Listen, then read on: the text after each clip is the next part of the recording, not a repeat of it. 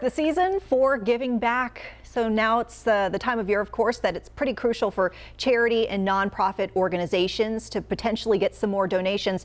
Every dollar making a difference to them, we know that. But you should know that it can also benefit you in the long run. Your donations can pay you back come tax time. So we wanted to talk a bit more about that. Let's bring in Mark Stieber with Jackson Hewitt. So Mark, first off, thanks so much for taking the time to speak with us. We appreciate it. Thank you.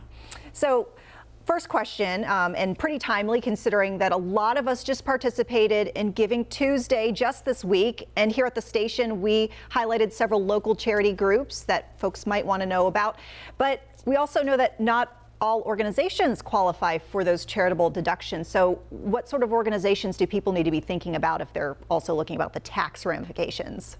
Well, new, not relatively new this year, last couple of years, there's been a new deduction for taxpayers who do not itemize. Typically, to take a tax break for your charitable donations, you have to itemize. Well, they added a new above-the-line deduction, $300 for single taxpayers, up to $600 for married couples. But if they just give to a qualified charity, they can take a tax deduction on their tax return this year, and it expires at the end of December. And you raise a great question. Scammers and schemers are always out there saying, I'm a charity. The easiest thing to do is to just know it when you see it. Your church, your mosque, your synagogue, but also on the IRS website, there's a list of charitable organizations, reputable ones. So you can check there if you really have any questions. And otherwise, if it doesn't look like one, it's probably not one.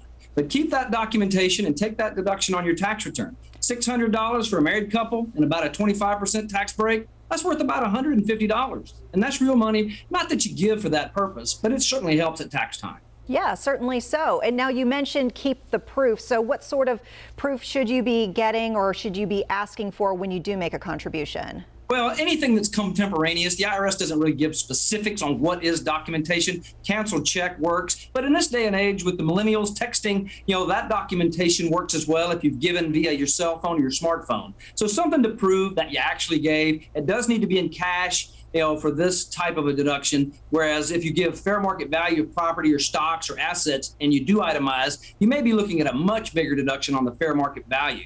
So it just depends on your tax situation. But all taxpayers, itemizers or standard deductors, they get this new one.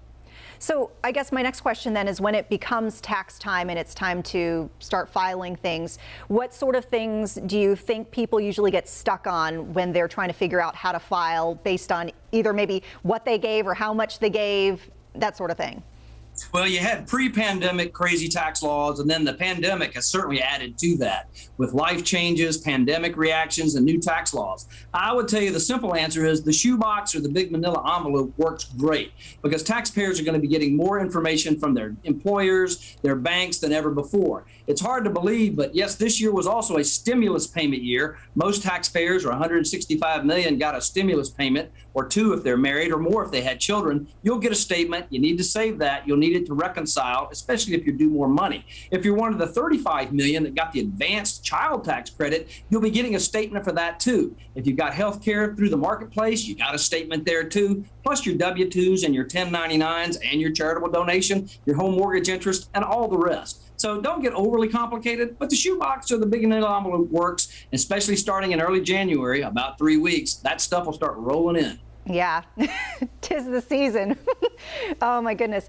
So we really appreciate your time and your insight. Like you alluded to, so many different things for folks to keep up with. So we're glad that you're keeping up with it for us. We appreciate there's it. a lot there, and it's your biggest single financial transaction. A little more attention can add a few hundred or a few $1,000s to your tax refund. Give it a little more attention this year. It really will be a crazy year from the third year of the pandemic. Pay attention, get a bigger refund. It's that simple. Yeah, don't want to leave any money on the table. Hey, Mark, thanks so much. We hope you have a great weekend. You too.